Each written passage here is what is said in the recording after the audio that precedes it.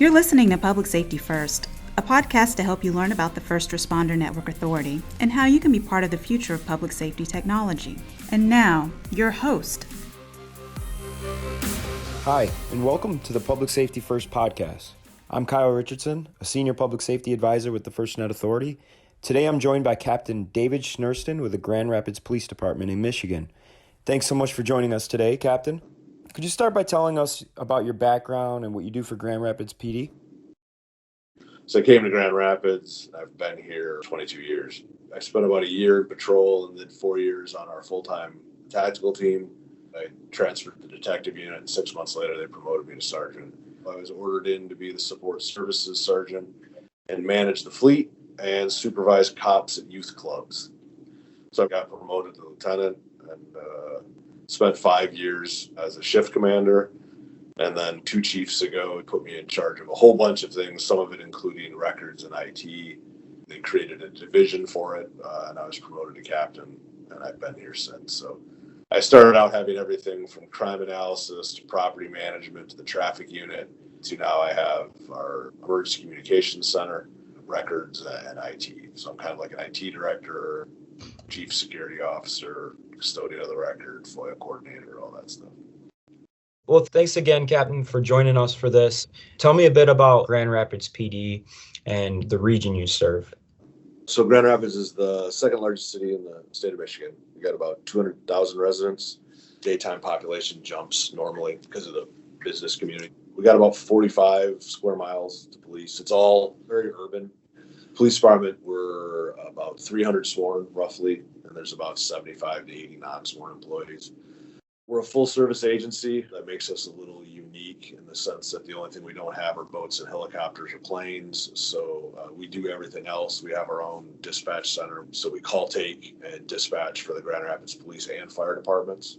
We maintain the Emergency Operations Center for the city in here. We have the city's data center in our headquarters. And then we have a variety of specialized units. We have a special response team that handles high-risk events. They do anti-crime work. We have a detective unit. We have a vice and drug unit. So pretty much we do everything that we can in-house. Tell me a bit about how your role supports communications for your department.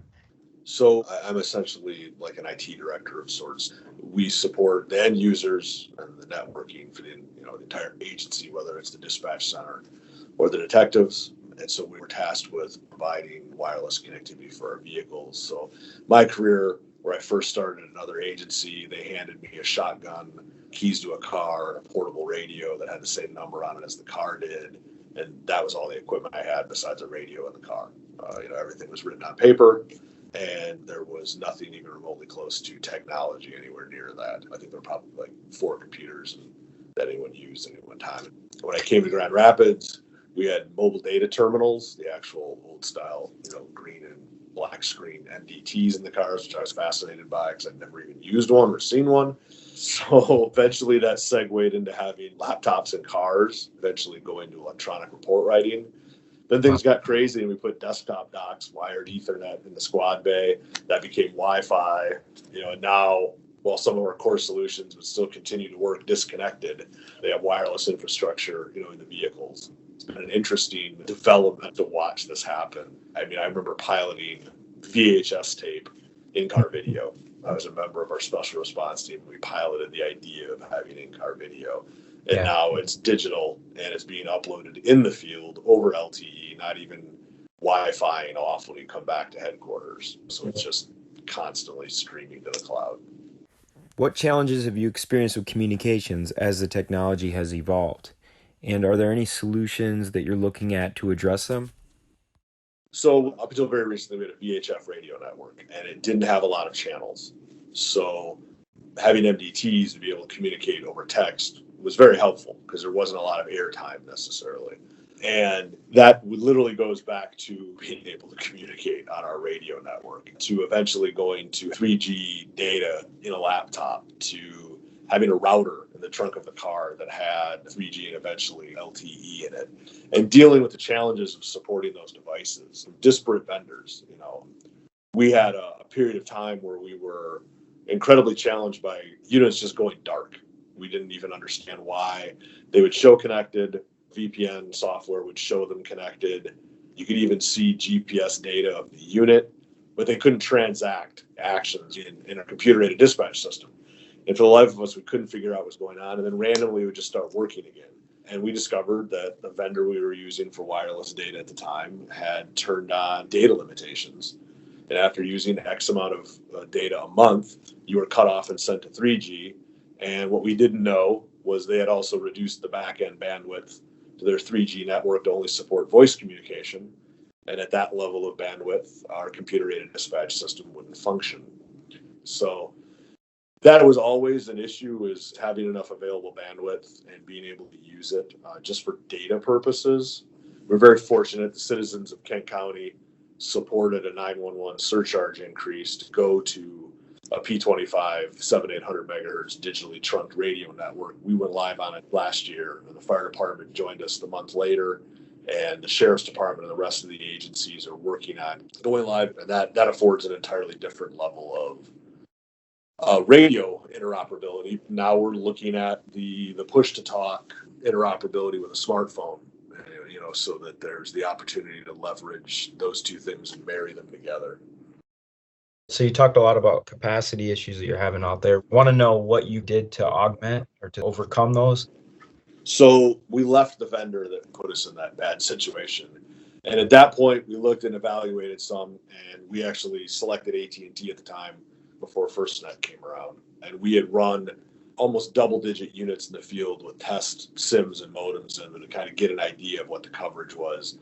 So we mapped out the coverage, and it was good. It met our needs. Do we have gaps? Yeah, I mean, if you go underground in a parking garage, I can't help you. But driving around, for the most part, we had good coverage in our vehicles. Eventually, we migrated to embedding the LTE modem in the laptop, getting it from our laptop vendor instead of having a router, just out of simplification. And that worked fine. And eventually, AT&T was awarded the FirstNet contract. We swapped out SIMs. As we made changes to other technology, specifically in-car video, we went to a vendor that uses a router in the vehicle to connect the cameras to the computer. So they wired power to their devices, but the data connection is over Wi-Fi to a router, and then your mobile data computer is over Ethernet to the router. So we've gone back to having LTE service via a router in the trunk of the vehicle. What do you do in those scenarios like the parking garage instance? So we worked with AT&T early on in this because one of our challenges is, as far as voice coverage or smartphone coverage, our building is very old. So this building, they like cement back then when they built things. It's really thick between the floors. So you couldn't make a phone call on AT&T service anywhere other than maybe my office with your phone out toward the window and a few other places. And AT&T recognized that post FirstNet and came in and measured everything. And we wandered around every square inch of this building a couple of times. And they put a DAS system in my underground parking garage. The next floor up is partially underground, and then our lobby level. So now you could actually use AT&T service in our building. And they built more towers. And it provides us what we need for us to do our job on a day-to-day basis. So these days, budget's a big deal. Have you seen any cost savings with FirstNet? And, kind of looking towards the future, how do you see the ability of broadband that you can rely on providing for a level of cost savings, over the various different units and things that you do? Where I see it is there's always the plus one. It's like, well, okay, now I need connectivity on this, or I need connectivity on this. And I'm like, my approach has been, we're going to pay for a data plan one time. I'm not going to pay for two data plans for one person. They can have one. Because there isn't a data cap and it's high speed, so the cost savings is if you have a smartphone that already has that capability, you don't end up paying for multiple data plans. How are officers using data in the field? We provided essentially a mobile office all the way down to every single patrol officer. One of my early goals when I came into this job was a sergeant shouldn't need to come into headquarters and do their job if they work in patrol. I mean, we have broadband data. Go out there. That's where the work is. With a VPN, they're inside of headquarters in a car. So they can review video, they can review reports, they can do anything they need to from the laptop in the vehicle. and not have to be sitting in here where if something kicks off they need to be at, it takes them that longer to get there. So you literally could log into any computer and it became yours. And so having reliable high-speed internet access over wireless is pretty critical to that, because literally we don't store any data on the hard drives of our computers other than temporarily. Any patrol officer can jump in any car, log into it, and it's theirs. So if you're in a car, out of a car, you have an idea of what's going on around you and what, if you're a supervisor, what your people are doing. And having these additional talk groups available, because we've gone to a digital trunked system, our people, they can get on the radio and talk more often than they did in the past. As far as what they're using data in the vehicles for is pretty much whenever possible. If you're running a query on a person, a vehicle, a stolen item, a firearm, whatever it is, if you can get in your vehicle and do it yourself safely, you're not going to wait in line and talk to the dispatcher who'll do it for you. But then you can do it all in front of you. And we've integrated those responses so that we can take that data and not have to have our end user retype it into our records management system. So that information is available basically to copy and paste into a police report or a traffic citation or a crash report or whatever. So you're not constantly retyping data that's already in the computer. We have public space video that we have access to. You can pull it up in your vehicle and watch it. We're uploading the video we create ourselves in our cars. Great. I think you talked a bit about push to talk earlier. How do you see that being used?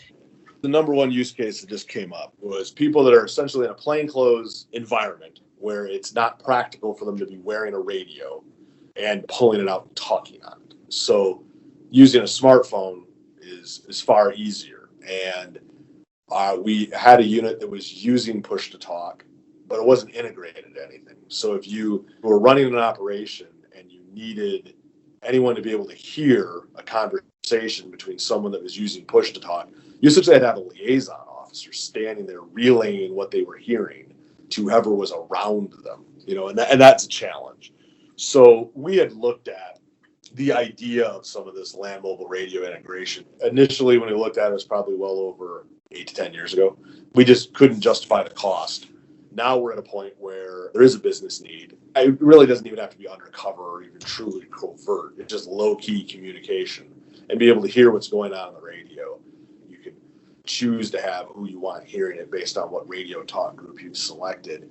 And then you can have people without radios being able to hear radio traffic and vice versa. It obviously affords you the ability in a management or a command role to be able to monitor what's going on in your area of responsible to a certain extent, regardless of where you are. You're no longer dependent upon being in range of your radio network. If you've got an internet connection, you can hear that traffic and have some situational awareness beyond what someone's calling you and relaying to you. This has been a great conversation, Captain, and we really appreciate your time. Sure. We'd love to continue the conversation with you sometime in the future as well. All right. You have a great day. Be safe. You too. Thanks for listening today. We're excited to have you join our podcast community. Make sure to subscribe on iTunes, SoundCloud, and YouTube. You can learn more about the First Responder Network Authority at FirstNet.gov and learn about FirstNet products and services at FirstNet.com.